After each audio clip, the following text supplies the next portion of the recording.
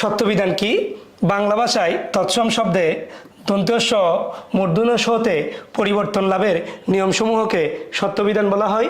এখন দেশি বিদেশি তদ্ভব শব্দে মূর্ধন্য স-এর ব্যবহার কখনোই হবে না, শুধুমাত্র তৎসম শব্দেই মূর্ধন্য স-এর ব্যবহার হবে।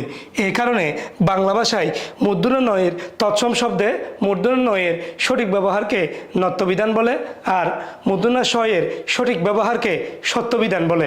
খেয়াল করেন, আমি সত্যবিধানের কয়েকটি নিয়ম দিচ্ছি। প্রথম রুল, এখানে ঋকারের পরে মূর্ধন্য স হবে।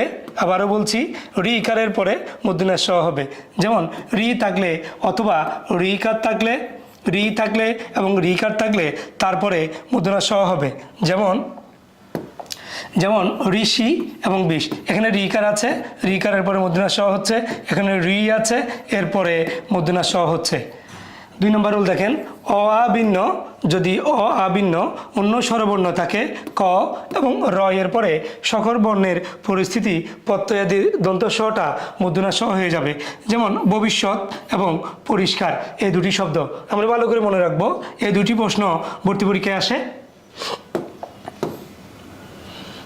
3 নম্বরে দেখেন, রসইকারান্ত যদি রসইকার শেষে থাকে, রসৌকার শেষে থাকে, উপসর্গের পরে কতগুলো ধাতুর সাথে দন্তের স-টা মূর্ধন্য স হয়ে যাবে।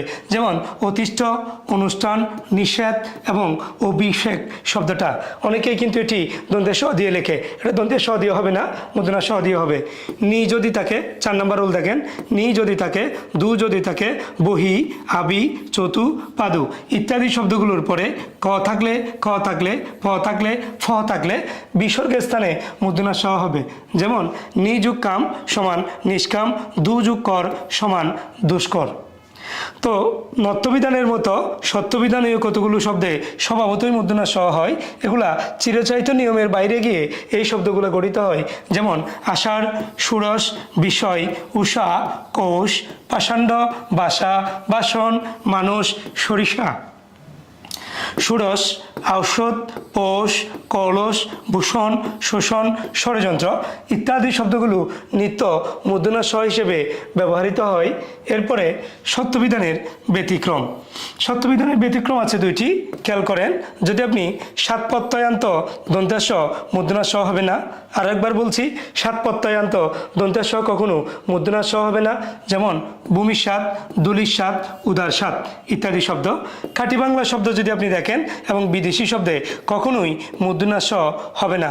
যেমন ট্যাক্স, পলিশ, জেনিস, স্টেশন এই জাতীয় শব্দগুলোতে কখনোই আপনি মূর্ধন্য স এর ব্যবহার করতে পারবেন না। যারা আলিম পরীক্ষা দিবেন মাদ্রাসা বোর্ড থেকে, সত্যবিধান এটি আসার সম্ভাবনা খুব বেশি।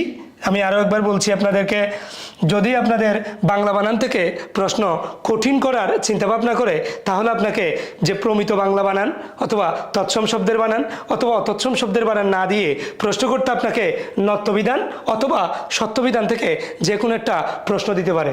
এই ক্ষেত্রে সত্যবিধান কি, সত্যবিধানের 5টি নিয়ম উদাহরণসহ আপনাকে লিখতে হতে পারে। খেয়াল করেন ভালো করে, আমি প্রথমে বলেছি নত্যবিধান কি, নত্যবিধানের 5টি নিয়ম লেখো। 2 নম্বর প্রশ্নতে বলছি সত্যবিধান কি, সত্যবিধানের 5টি নিয়ম লেখো।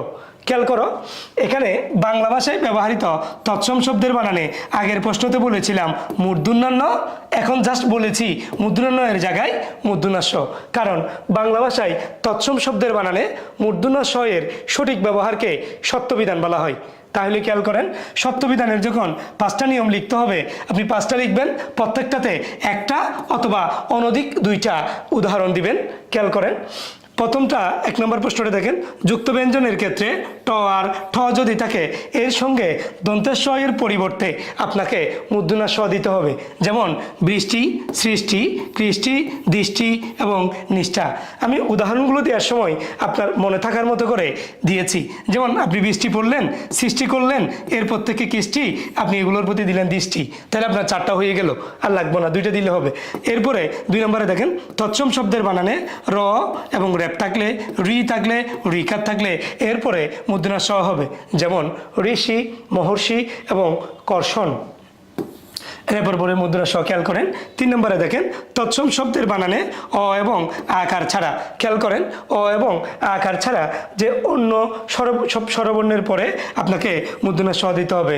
যেমন ঈষৎ, উষা, ভীষণ, তুষার, তুষারত্ব বরফ। এরপরে রসিকারান্ত, রসিকারান্ত মানে রসইকারটা শেষে থাকবে, যেটা বলেছিলাম অদি, অবি, প্রতি, পরি। রসকারান্ত, রসকারটা পরে থাকবে অনু, সু ইত্যাদি উপসর্গ।